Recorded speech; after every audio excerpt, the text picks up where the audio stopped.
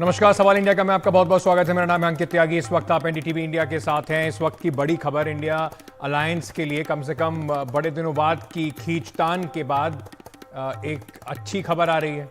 उत्तर प्रदेश में समाजवादी पार्टी और कांग्रेस का गठबंधन बिल्कुल तय है। शाम 5 बजे गठबंधन का औपचारिक ऐलान भी संभव है। अखिलेश यादव अब से कुछ देर पहले बोल रहे थे कि अंत भला तो सब भला। सूत्रों ने बताया है कि प्रियंका गांधी ने बातचीत की पहल कर समझौते पर सहमति बनवाई। प्रियंका गांधी ने राहुल गांधी से पहले बातचीत की और फिर उसके बाद उन्होंने अखिलेश यादव से बात की। इस बातचीत में कांग्रेस ने मुरादाबाद सीट की जो डिमांड है उसे छोड़ दी है। समाजवादी पार्टी वाराणसी से अपना उम्मीदवार भी वापस ले सकती है। वहीं कांग्रेस आलाकमान ने अखिलेश यादव की तरफ से दी गई सीटों में सिर्फ 2 बदलाव मांगे हैं। कांग्रेस हाथरस सीट समाजवादी पार्टी को वापस देकर बदले में सीतापुर सीट चाहती है, जिस पर सपा सहमत है।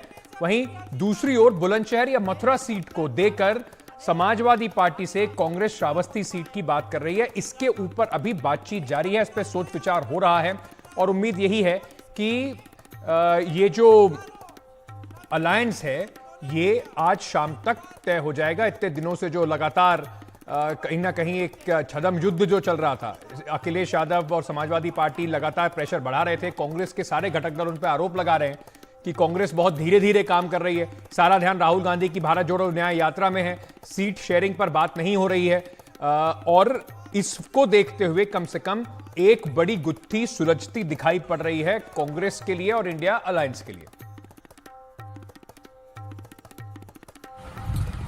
अगले जी राहुल गांधी जी की यात्रा का 2 जगह आप शामिल नहीं हो पाए। अंत भला तो सब भला, क्या समझे? तो क्या माना जाए? आप समझदार हो। सर गठबंधन होगा सीट शेयरिंग को लेकर होगा। के विवाद छिड़ा हुआ है। कोई विवाद नहीं है, आपके सामने सब चीजें साफ हो जाएंगी बहुत जल्दी। इंचार्ज पांडे जी ने कहा है बीएसपी के लिए कि उनके लिए अभी बात सब पुरानी हो गई। अरे कहीं आपने दरवाजा बंद तो नहीं कर दिया? कितनी पुरानी बातें बता रहे हो। मैंने आपसे क्या कहा, कितना अच्छा सवाल पूछा, कितना अच्छा जवाब दिया मैंने, और उसी में से आप सब कुछ निकाल लो। तो कांग्रेस और समाजवादी पार्टी के बीच में जो गठबंधन अब तय होता दिख रहा है उसमें भारतीय जनता पार्टी की भी एक इस वक्त रिएक्शन आया है। केशव प्रसाद मौर्य जो उत्तर प्रदेश में उप मुख्यमंत्री हैं, विधानसभा चुनाव में हार गए थे लेकिन उसके बाद उप मुख्यमंत्री बनाया गया उन्हें। कांग्रेस में भगदड़ का माहौल है और इस गठबंधन से बीजेपी पर कोई असर नहीं पड़ेगा, ऐसा केशव प्रसाद मौर्य कहते नजर आए। भारतीय जनता पार्टी का व्याप बहुत तेजी से बढ़ा है। देखिए, वो बन जाए और चाहे ना बने उससे भाजपा की सेहत पे कोई असर नहीं पड़ता है, लेकिन यह जो मेरे समझ में आ रहा है कि कांग्रेस के सरदार श्री राहुल गांधी जी चाहते हैं सपा समाप्तवादी पार्टी बने, और अगर सपा वालों को ये पता है कि उनकी पार्टी समाप्त हो रही है तो अखिलेश यादव जी भी ये चाहते हैं कि कांग्रेस मुक्त भी बने यूपी। तो दोनों एक दूसरे की मदद करने की सामर्थ्य नहीं रखते। दोनों दलों को मालूम है कि उनके प्रत्याशियों को इस बार जमानत बचाना मुश्किल हो जाएगा। फिर भी अगर वो गठबंधन करके लड़ते हैं तो अलग अलग लड़ते हैं तो भारतीय जनता पार्टी उनको धूल चटाएगी, कमल का फूल खिलाएगी और 80 की 80 सीटें जीत करके हम माननीय नरेंद्र मोदी जी को फिर एक बार देश के प्रधानमंत्री के पद की शपथ लेते हुए देखेंगे। 80 की 80 सीटें हम जीतेंगे। कम से कम गठबंधन की जो लड़ाई है वो अभी खत्म होती दिखाई पड़ रही है। हमारे साथ संजय सिंह जी जुड़ रहे हैं, कंसल्टिंग एडिटर हैं, आईएनएस के वरिष्ठ पत्रकार हैं। हमारे साथ हेमंत अत्री साहब भी जुड़ रहे हैं, वरिष्ठ पत्रकार हैं, पॉलिटिकल एनालिस्ट हैं। आप दोनों का बहुत बहुत स्वागत, शुक्रिया। संजय जी, जो हम पिछली बार अभी 2 दिन पहले ही हम लोग ये बात कर रहे थे कि देखिए कैसे सर फुटअव्वल चल रही है, एक दूसरे के पीछे पड़े हुए हैं कांग्रेस में, और कहीं ना कहीं ये तो अब कहना जो कांग्रेस की टॉप लीडरशिप है उसको समझ में आ गया है, या कहीं ना कहीं उन्होंने अपने प्रेशर में अब ये बात समझ में आ गई है कि बिना समाजवादी पार्टी के दाल गलने वाली नहीं है, तो जो मिल रहा है ले लो। देखिए, अभी के लिए तो दोनों पार्टियों के लिए अच्छी खबर है, क्योंकि कल ये था कि अखिलेश यादव न वहां गए, रायबरेली गए, ना अमेठी गए। बहरहाल रायबरेली अमेठी जाने से वैसे भी फर्क नहीं पड़ता, क्योंकि समाजवादी पार्टी का वहां कभी कैंडिडेट रहा हो या नहीं रहा हो, सपा ने हर समय इन दोनों कंस्टिट्यूंसी में सपोर्ट कांग्रेस को किया था। बच गई बात बाकी जगह की। देखिए, वो क्या है कि एक्चुअल जो दोनों का सपोर्ट बेस है, जो एक जगह पे जा करके वो टिकता है, वो है मुस्लिम वाला जो सपोर्ट बेस है वो इंटैक्ट। तो उसमें गठबंधन का फायदा या नुकसान कहने, क्योंकि मुस्लिम वोट जो है वो एक स्ट्रेटेजिक वोट होता है। वो जहां बीजेपी को हराने वाला कैंडिडेट जिसका होता है उसी को वो वोट करते हैं। दूसरा जो है वो वाई जो MY, अगर पिछले विधानसभा या बाकी समय भी देखेंगे एक पैटर्न, अखिलेश यादव का सशक्त वोट बेस जो है वो MY ही है। उसके साथ मतलब मार्जिनल बाकी एडिशन, एक समय में एडिशन हुआ था जिस समय वो अपने क्षमता पे विधानसभा में आए थे, उस समय बाकी बहुत कम्युनिटीज का वो एडिशन हुआ था, दैट वाज 2012 में। उसके बाद उस तरह का नतीजे नहीं आए सपा की। तो ये जो गठबंधन से फर्क वहां पे पड़ता है जहां पे उनको लगता है कि स्प्लिट हो सकता है। कांग्रेस के पास सपा को देने के लिए बहुत कुछ नहीं है, सपा को कांग्रेस को देने के लिए है। अब ये लड़ाई जो पिछले 2019 की लड़ाई थी, ब्रॉडली बीजेपी ने वो लड़ाई 50% की लड़ाई लड़ी थी। उसमें उनके जो जितने मान लीजिए 65 कैंडिडेट थे, तो उसमें 40 से ज्यादा वो 50% के पार थे। तो ये वाली जो सिचुएशन होगी जहां उनका स्ट्रेंथ ज्यादा है, RLD अलग हो गया, तो इसलिए जहां मुस्लिम वाला बहुल क्षेत्र ज्यादा है, बाकी जैसे बनारस की सीट अब लेकर के एक साइकोलॉजिकल है, अजय राय 2 बार वहां से लड़े हैं, कांग्रेस के अध्यक्ष हैं, तो मोदी के सामने कौन है, तो कांग्रेस ठीक है। वो बनारस में है, वो चीजें साइकोलॉजिकल है।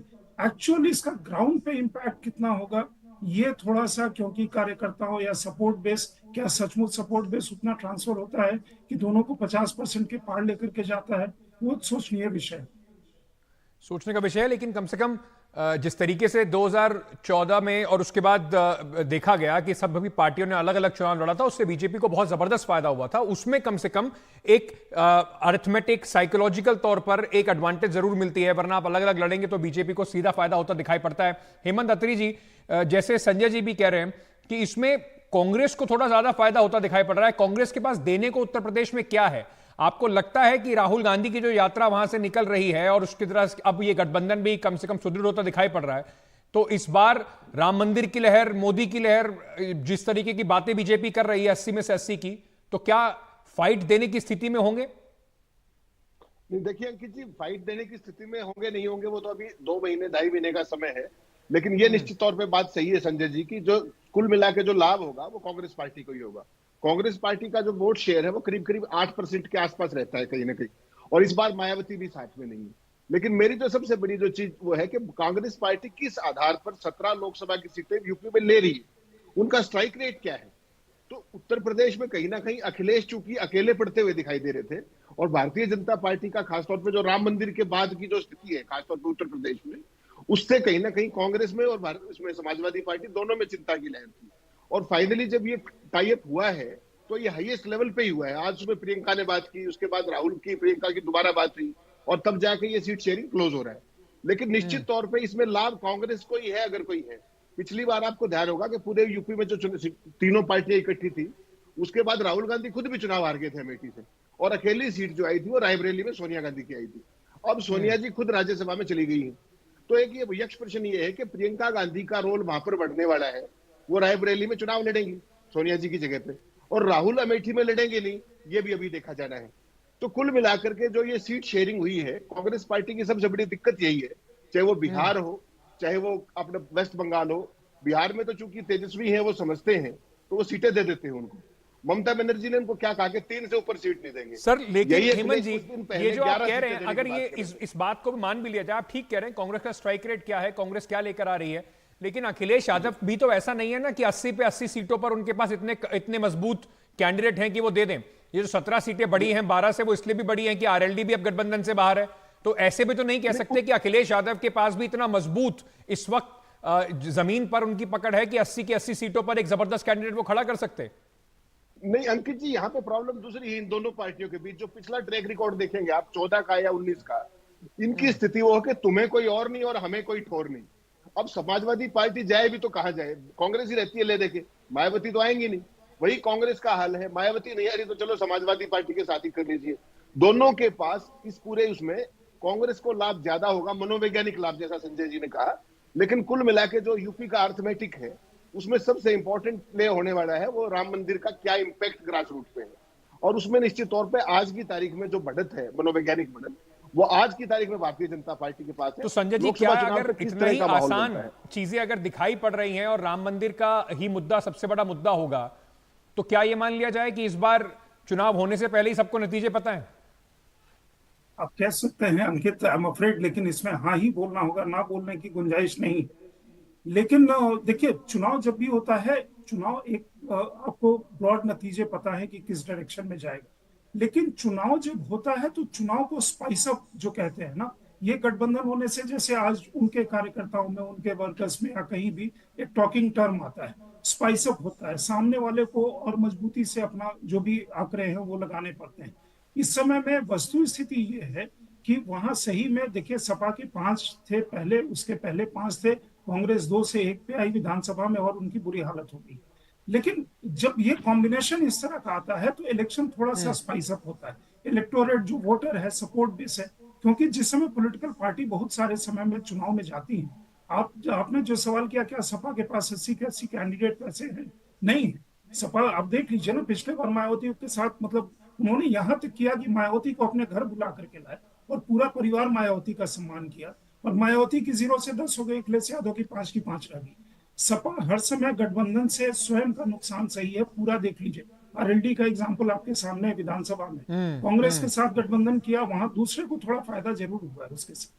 लेकिन इस समय में वो भविष्य का, इसके बाद जो विधानसभा का आएगा, तो जितने जगह वो उम्मीदवार खड़ा करेंगे उतने जगह उनके वर्कर कम से कम यहाँ वहां एक घर से दूसरे घर जाएंगे, पर्ची वर्ची बांटेंगे, कुछ झंडा पताका लेके निकलेंगे, और 4 लोग मतलब थोड़े उत्साहित रहेंगे। तो इसलिए आप एक सपोर्ट बेस बनाने की कोशिश करते हैं। अब जो चीज है, जो उसमें स्पिन आ रहा है, बस 5 सेकंड जो स्पिन आ रहा है कि प्रियंका जी ने ये, जैसा कि शायद प्रियंका जी के कहने से ये हुआ, यही चीज 2017 में हुई थी कि नहीं, गठबंधन नहीं हो रहा है। फिर कहानी आई कि रात में SMS हुआ, फिर बातचीत हुई, फिर सपा ने 100 सीटें कांग्रेस को दे दी, और उसमें नुकसान किसका हुआ? दोनों ही नुकसान करके अपना अपना बैठ गए थे। क्योंकि ये जब, जिस समय आपके पास कोई सब्सटैंटिव आर्गुमेंट नहीं है करने को, अल्टरनेट विजन नहीं है। राहुल जी बहुत सारे जगह पे इधर पिछले कुछ दिनों में यात्रा के दौरान बहुत गुस्सा में है। तो अगर ये चीजें उस तरह से डाउनवर्ड परकुलेट होती हैं या नहीं होती हैं, आपके वर्कर्स अगर चार्ज नहीं होते हैं, अंत में यूपी के को ये साथ पसंद है, यूपी के लड़के, अगर उस पर नहीं होती है तो फिर ये फायदे का गठबंधन नहीं होता। बिल्कुल सही बात है, लेकिन चीज देखिए, राजनीति है और इसमें सब कुछ चीजें बदलती भी रहती हैं। राजनीति में एक हफ्ता, एक महीना बहुत बड़ा समय होता है। इसी तरह से जैसे बार बार ये बात कही जाती है, 2004 में सबको लग रहा था कि बीजेपी का जीतना तय है, और उसके बाद हमने देखा रिजल्ट किस तरह के आया। 2009 में कांग्रेस 20 सीटें उत्तर प्रदेश से निकाल पाई। कुल मिलाकर कम से कम ये बात जरूर है कि इस वक्त एक माहौल बनता जरूर जा रहा है। लेकिन हेमंत अत्री जी, क्या वोटर्स की जो विवेक है उसको हम प्री जज कर रहे हैं? बार बार ये बात कहे कि नहीं, ये चुनाव तो तय है जी, ये तो एक ही तरफ जा रहा है चुनाव, ये तो यही जीतने वाले हैं, ये तो 400 सीट आएगी या 370 आएगी, लड़ाई इस बात की है। नहीं अंकित जी, मैंने ये नहीं कहा। मैंने तो, आपने तो पहले नहीं, मैं ये नहीं कह रहा कि आप कह रहे हैं, मैं तो आपसे एक जनरल सवाल पूछ रहा हूं कि इस तरीके की चर्चा जो आजकल है, चर्चा जो देखिए बीजेपी ने भी बहुत, मोदी जी ने जब से कहा है कि 370 सीटें, तो उन्होंने कम से कम जो लोगों की बातचीत है उसमें से ये तो निकाल ही दिया है कि हार या जीत, अब बात ये हो रही है 370 आएंगी या नहीं आएंगी। नहीं, इसमें सीधी सी बात अंकित जी है कि अभी 2 महीने का समय है, और 2 महीने हिंदुस्तान की राजनीति में बहुत लंबा समय है। दुनिया के दूसरे देशों की बजाय हिंदुस्तान के वोटर को आखिरी पल तक प्रेडिक्ट करना सबसे मुश्किल काम है। जैसा आपने बिल्कुल उचित फरमाया, 2004 के चुनाव में अटल जी चुनाव हार जाएंगे किसी ने सपने में भी नहीं सोचा था, और 2009 में कांग्रेस वापस आ जाएगी ये भी किसी ने सपने में नहीं सोचा था। तो यहाँ का जो वोटर है, 2 महीने लंबा समय है। लेकिन यूपी का जहां आप बात कर रहे हैं, यूपी में एक चीज बड़ी निश्चित है कि आज की तारीख में जो नैरेटिव है, पॉपुलर नैरेटिव, उसमें क्लियर कट साइकोलॉजिकल एज कहीं ना कहीं भारतीय जनता पार्टी को है। अब ये जो गठबंधन आज बनेगा, जो शेप अप लेगा, इसमें किस तरह का नैरेटिव बिल्ड होता है। और खासतौर पर जो संजय जी ने कहा कि राहुल गांधी काफी गुस्से में दिख रहे हैं, तो वो गुस्सा कहीं कनेक्ट करता है या और ज्यादा डिस्कनेक्ट कर देता है वोटर को, ये भी देखने की बात है। लेकिन आज की तारीख की अगर आप बात करेंगे तो कम से कम एक ऑपोजिशन दिखेगा आज के इस अलायंस के बाद, जिसकी घोषणा संभावित है 5 सवा 5 तो कम से कम एक चीज तो होगी कि चुनाव कम से कम दिखने लगेगा। अभी तक तो भाजपा अकेले ही दौड़ रही है, सामने कोई है ही नहीं। अब कम से कम एक माहौल बनेगा, और इसके बाद नैरेटिव किस दिशा में जाता है, किसान आंदोलन भी है और तमाम चीजें हैं जी, और मोदी जी फिर उसको कैसे वो करते हैं, वो सारी चीजें देखी जाएंगी।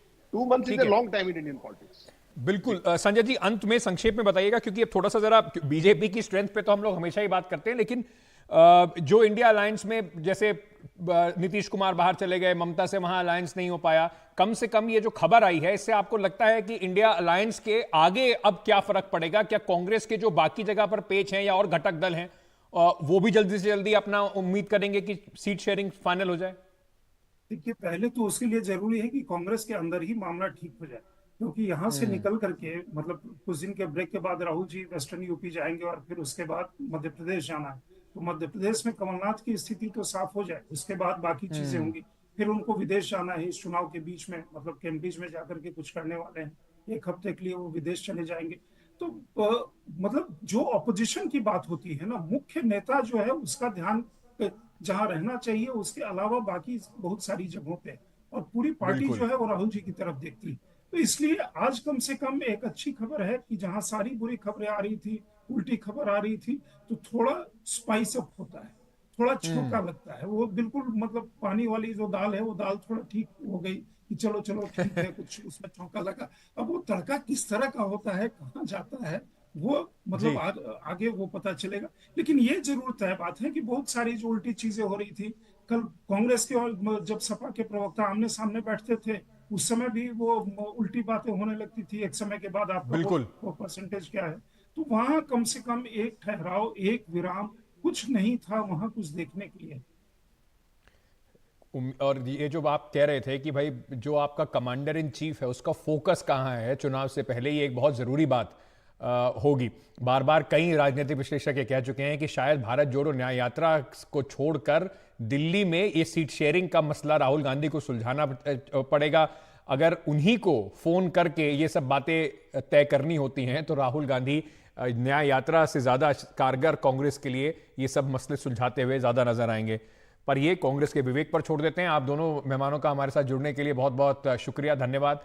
इस चर्चा पे और इस बात पर, राजनीति पर चर्चा और भी करेंगे। साथ ही साथ आपको ये बता दें कि अब इसका थोड़ा असर और भी जगह दिख रहा है। दिल्ली में भी आम आदमी पार्टी कांग्रेस का जो गठबंधन है उस पर अभी थोड़ा सा संकट के बादल पूरी तरह से हटे नहीं है। दिल्ली में कांग्रेस ने 7 में से 4 सीटें मांगी हैं, ऐसा सूत्र बता रहे हैं। और कहीं इससे पहले ये भी बात हो रही थी कि भाई देखिए 3 सीटें दे देंगे। अभी कल ही अरविंद केजरीवाल एक जगह बयान देते नजर आए थे। उन्होंने कहा था कि बहुत जल्दी ये जो गठबंधन की जो बात हो रही है, बहुत जल्दी ही इस पे अनाउंसमेंट होगा।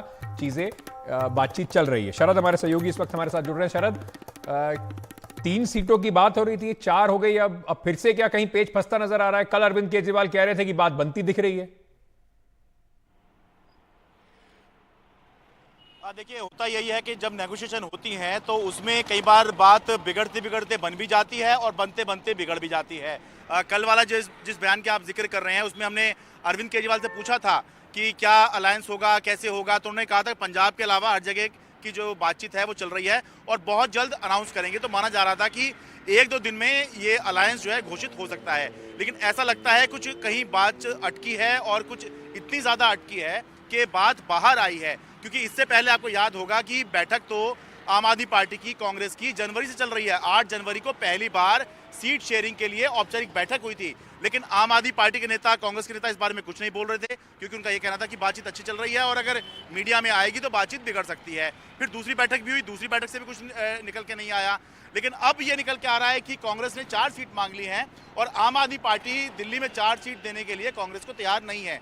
आम आदमी पार्टी नेताओं का ये कहना है कि ये सिर्फ तभी हो सकता है जब कांग्रेस दूसरी जगह पे आम आदमी पार्टी को सीटें दे, लेकिन उसके लिए कांग्रेस तैयार नहीं हो रही है। तो किस आधार पर कांग्रेस दिल्ली में 4 सीटें मांग रही है, जबकि विधानसभा में जो कांग्रेस है वो 0 पर है, नगर निगम में कोई खास उसका वजूद है नहीं। तो किस आधार पर जो है वो बड़ी पार्टी होने का दिल्ली के अंदर दावा कर रही है, तो इसको लेकर बातचीत अभी खराब हुई है। हालांकि जब बातचीत होती है तो बहुत सारी चीज़ें और भी होती हैं और मान मनोबल और कई बार बड़े नेता इंटरफेयर भी करते हैं। तो संभव है कि अभी बातचीत चल रही है, कल भी बातचीत हुई आम आदमी पार्टी और कांग्रेस की और आज भी होने की बात है। तो संभव है कि इसमें दोनों ही तरफ से कुछ अर्जित करने और कुछ त्याग करने की बात चले और उसके आधार पर आगे पता चले कि क्या ये गठबंधन हो पाएगा, अगर हो पाएगा तो कब हो पाएगा और क्या ऐसा भी हो सकता है कि ये गठबंधन ना हो, जैसा कि पिछली बार हो गया था कि होते होते नहीं हो पाया था। तो थोड़ा सा इंतजार करना होगा, अभी बातचीत अटक गई है।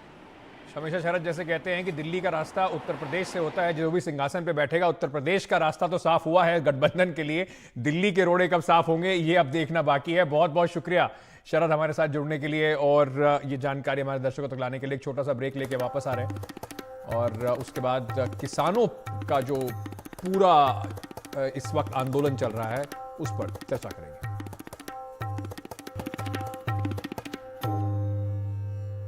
बात करते हैं किसानों के आंदोलन की, जहां पर शंभू और खनौरी बॉर्डर पर जो पंजाब और हरियाणा का बॉर्डर है वहां पर प्रदर्शनकारी किसान जो हैं वो डटे हुए हैं। हरियाणा सरकार ने हाईकोर्ट का रुख किया है। बॉर्डर पर बड़ी संख्या में कहा जा रहा है कि मॉडिफाई किए हुए ट्रैक्टर ट्रॉलियां इकट्ठा ना होने की गुहार लगाई है। सरकार ने कहा है कि कानून व्यवस्था के लिए यह बड़ा खतरा है। याचिका में कहा गया है कि पंजाब सरकार कार्रवाई करते हुए उन्हें रोक नहीं रही है। हरियाणा सरकार ने इस याचिका पर जल्द सुनवाई करने की मांग भी की है।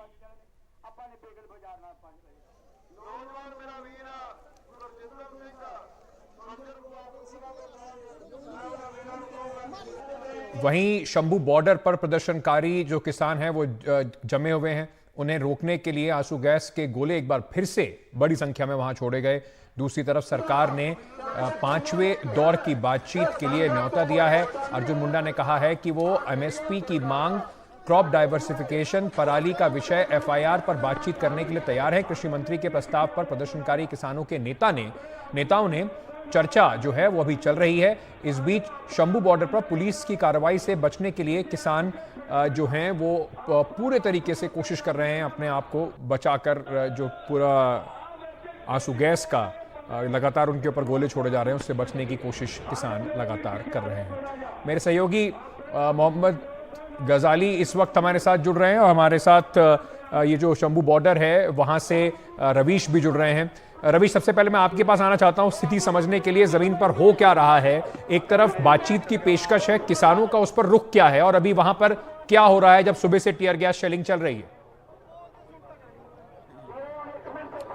जी देखिए अंकित, आज सुबह तकरीबन 11 बजे किसान संगठनों को मार्च करना था, उन्होंने ऐलान किया था। लेकिन उसी वक्त कृषि मंत्री का एक ट्वीट आया और पंजाब सरकार के कुछ अधिकारी यहां पर पहुंचे और फिर उनके साथ में बातचीत शुरू हुई यहीं पर थोड़ी ही दूर पर। और ऐसा लग रहा था कि जो भारत सरकार ने 5वें राउंड की बातचीत का न्योता दिया है उसको किसान स्वीकार कर लेंगे, क्योंकि किसान भी ये कह रहे थे कि वो बातचीत का दरवाज़ा बंद नहीं रखना चाहते हैं। 3 से 4 घंटे जो है वो यहाँ के स्थानीय अधिकारियों के जरिए बातचीत हुई सरकार के नुमाइंदों से और उसके बाद में 3 घंटे के बाद में जो 2 प्रमुख यहाँ पर किसान नेता हैं, डल्लेवाल जी और जो सरवन सिंह पंढेर हैं, वो उस मीटिंग से बाहर आ गए। हालांकि उन्होंने मीडिया को ये नहीं बताया कि किस लिए ये बातचीत टूट गई और फिर वहाँ से बाहर आकर इस जगह पर अनाउंसमेंट किया कि अब हम जो है वो मार्च करेंगे दिल्ली की ओर। उसके बाद से स्थिति फिर से तनावपूर्ण हो गई। उधर से तमाम सारी जो शेलिंग है वो होने लगी, तमाम सारे लोगों को शेल लगे भी हुए हैं, यहाँ से वो गए हैं, घायल हो गए थे। अभी जो है वो गतिरोध फिर से बना हुआ है, बार बार शेलिंग हो रही है और जो किसान नेता हैं वो यहीं पर बैठे हुए हैं। तो जो डेडलॉक है, जो लग रहा था बीच में कि टूट जाएगा, सरकार और किसानों के बीच एक बार फिर से बातचीत हो जाएगी, लेकिन अब ये लग रहा है कि वो जो डेडलॉक है वो फिर से बन गया है और किसान नेता कह रहे हैं कि वो दिल्ली मार्च जरूर करेंगे। 2-3 बार कोशिश भी की लेकिन सेलिंग इतनी जबरदस्त हो रही है कि ये जो काफिला है, ये जो मार्च है, ये आगे नहीं बढ़ पाया। अभी फिलहाल शंभू बॉर्डर पर ही ये जो किसानों का समूह है, जो हजारों किसान हैं यहाँ पर, वो शंभू बॉर्डर पर ही खड़े हुए हैं। अब देखना होगा कि आगे के हालात क्या बनते हैं। मैं फटाफट मोहम्मद गजाली को भी इस चर्चा में ले आता हूं। मोहम्मद गजाली, हरियाणा सरकार ने कल एक चिट्ठी भी लिखी थी पंजाब में। डीजीपी को कहा गया था कि देखिए यहां पर बहुत परेशानी का सामना करना पड़ रहा है, मॉडिफाइड वाहन लेकर किसान आ रहे हैं। ये याचिका जो गई है हरियाणा सरकार की दोबारा कोर्ट में, उस पर क्या अब तक रुख हुआ है? ये देखिए याचिका वगैरह का ज़मीनी स्थिति से कोई लिंक रहा नहीं, क्योंकि कल भी Punjab and Haryana high court की तरफ से आदेश एक तरह से कहा गया किसानों को कि आप ट्रैक्टर से दिल्ली ना जाएं, मोटर व्हीकल एक्ट का वायलेशन है, आप ट्रेन से जाएं, बस से जाएं। उस पर किसानों का जवाब ये आता है कि हम तो शादी ब्याह में भी ट्रैक्टर से ही जाते हैं, दूसरे तकरीब में या दूसरे फंक्शंस में भी जाते हैं। लेकिन जो रवीश बता रहे हैं उसमें भी शंभू बॉर्डर पे हूँ, रवीश थोड़ा आगे हैं, लेकिन ये हमारे सामने की घटना है कि हर आधे घंटे पर बिना किसी प्रोवोकेशन के भी टीयर गैस हो रहा है। टीयर गैस तब भी फेंका जा रहा है अगर यहाँ से कोई नारेबाजी नहीं हो रही है। हालांकि जो नेता हैं, सुबह से किसान नेता हैं, सुबह से एक बात बार बार बता रहे हैं कि आप लोग शांति से रहिए और इस एजिटेशन को हम लीड करेंगे। कोई नौजवान बच्चा जो है वो आगे ना जाए, हम आगे जाकर लीड करेंगे। लेकिन अभी थोड़ी देर पहले सरवन पंधेर आगे जाते हैं, सुरक्षा कर्मियों से बात करते हैं कि 3-4 लोगों की टुकड़ी बनाकर भी आगे आ सकते हैं क्या, और वो जब वापस होते हैं, और देखिए अभी दोबारा से आप सुन सकते हैं वो आवाज़, और कैमरा पर्सन आपको दिखाएंगे कि आगे की स्थिति ऐसी कहीं से भी नहीं है कि यहाँ जो खड़े लोग हैं वो बॉर्डर को या बैरिकेड को तोड़ने की कोशिश कर रहे हैं। और इसके बावजूद सरवन पंधेर जब बात करके उधर से लौटते हैं तो उधर से अचानक आंसू गैस के गोले जो है वो दाग दिए जाते हैं। इस बीच में नेताओं का कहना है कि एक तरफ आप बातचीत का प्रस्ताव कह रहे हैं, बातचीत की साउंड बाइट दे रहे हैं, तो दूसरी तरफ ये क्यों हो रहा है जब हमने अपने प्रदर्शनकारियों को कहा हुआ है कि हमारे नेतृत्व, हमारे इजाज़त के बिना कोई आगे नहीं बढ़ेगा, और वो बढ़ नहीं भी रहे हैं, फिर भी ये आंसू गैस के गोले क्यों छोड़े जा रहे हैं। लगता है कि शायद यही एक कारण था कि जब किसान यूनियन के नेता जो हैं पास के पुलिस थाने में पंजाब पुलिस के अधिकारियों के साथ इस बात पर विचार विमर्श कर भी रहे थे कि केंद्र के इस प्रस्ताव पे क्या किया जाए या क्या प्रस्ताव है, इस बीच यहाँ पर स्थिति तनावपूर्ण हुई। और कैमरा पर्सन को कहूँगा वो आपको पीछे का नज़ारा दिखाएंगे।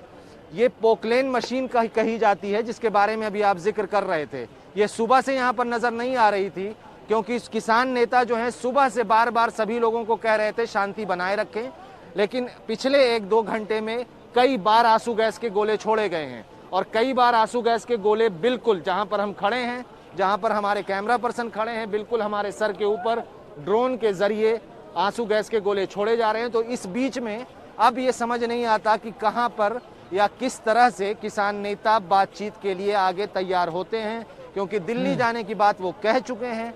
कैसे आगे बढ़ेंगे, क्या रणनीति होगी, वो देखना होगा। ये लाइव तस्वीरें इस वक्त आप शंभू बॉर्डर से देख रहे हैं। मेरे दोनों सहयोगी वहां पर आपको खड़े दिखाई पड़ रहे हैं और लगातार जिस तरीके से मोहम्मद गजाली और रवीश बता रहे हैं कि अगर कोशिश नहीं भी हो रही है बॉर्डर क्रॉस करने की, उसके बाद भी लगातार आंसू गैस के गोले जो हैं वो हरियाणा की तरफ से, हरियाणा पुलिस की तरफ से लगातार बरसाए जा रहे हैं। अब इसके बाद कैसे गतिरोध खत्म होगा, इस पर अभी लगातार जो है एक सस्पेंस बना हुआ है। रवीश, मोहम्मद गजाली, बहुत बहुत शुक्रिया हमारे साथ जुड़ने के लिए। इस बीच कृषि मंत्री अर्जुन मुंडा ने प्रदर्शनकारियों को बातचीत का जो न्योता दिया है, उन्होंने कहा है कि सरकार चौथे दौर की बातचीत के बाद अब 5वें दौर की बातचीत के लिए भी तैयार है। एमएसपी की मांग, क्रॉप डाइवर्सिफिकेशन और एफआईआर, सभी मुद्दों पर बात करने के लिए मैं आमंत्रित उन्हें कर रहा हूं। लेकिन एक तरफ आमंत्रित कर रहे हैं और दूसरी तरफ हरियाणा की जो पुलिस है, जिस तरह से हमारे सहयोगी बता रहे थे, वो लगातार वहां पर आंसू गैस के गोले जो है वो छोड़ती नजर आ रही है।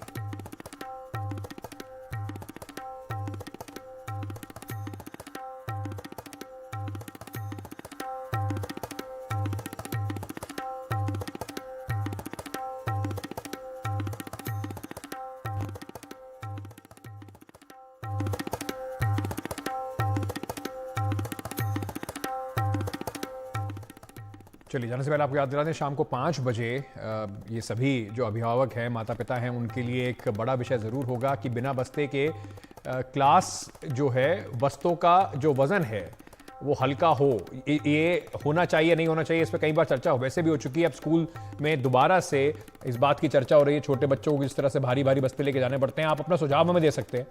शाम को 5 बजे हमारे कार्यक्रम में आप फोन कर सकते हैं। नंबर है 7303388311। इस पे फोन करके अपने सुझाव आप एनडीटीवी पर दे सकते हैं।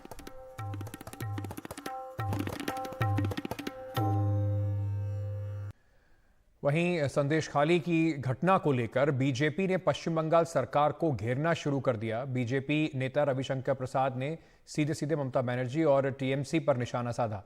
रविशंकर प्रसाद ने कहा कि संदेश खाली के लिए टीएमसी ही जिम्मेदार है। रविशंकर प्रसाद ने ममता बनर्जी पर भी आरोप लगाए। संदेश खाली का विषय बहुत गंभीर हो रहा है। माननीय कलकत्ता हाईकोर्ट ने क्या टिप्पणी की है आपके सामने में। How can one man Shahjahan Sheikh can take the entire state to ransom. ये आपने सुना है। उसको गिरफ्तार क्यों नहीं किया जा रहा है। और ये भी टिप्पणी है कि उसके यहां पुलिस ईडी रेड करने गई थी, उसी के बाद समस्या शुरू हुई। लेकिन उसके बाद जो सारी जानकारी सामने आ रही है ये किसी भी सभ्य समाज के लिए शर्मनाक ही नहीं, निकृष्टता की पराकाष्ठा है। वहीं कल पुलिस और बीजेपी के बीच में जिस तरीके से आमना सामना हुआ और एक अधिकारी के ऊपर कैसे आरोप लगाए गए कि कुछ शब्द कहे गए, उसको लेकर भारतीय जनता पार्टी के खिलाफ वेस्ट बंगाल में जो सिख समुदाय है उसका प्रदर्शन भी जारी है। छोटा सा ब्रेक लेते हैं। ब्रेक लेने से पहले आपको बता दें, आज शाम को 5 बजे अगर आपको लगता है कि आपके बच्चों का बस्ता जो है उसका वजन हल्का होना चाहिए, इस पर क्या क्या सुझाव आपके हैं, ये आप एनडीटीवी पर फोन करके दे सकते हैं। 7303388311 नंबर है जिस पर आप फोन करके एनडीटीवी पे अपने सुझाव रख सकते हैं।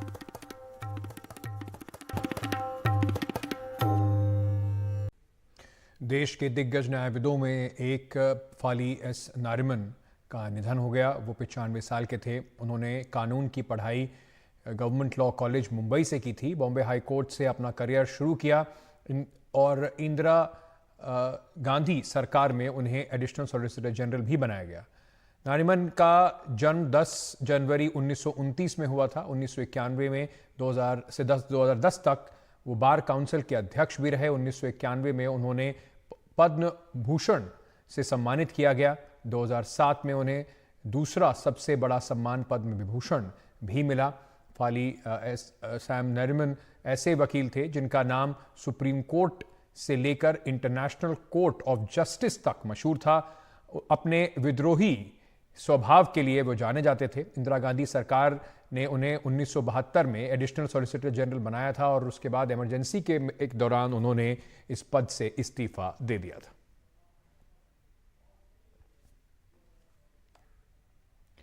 सीजेआई डीवाई चंद्रचूड़ ने फाली नरिमन पर एनडीटीवी से बातचीत की। उन्होंने कहा कि श्री फाली नरिमन के निधन के बारे में जानकर मुझे गहरा दुख हुआ है।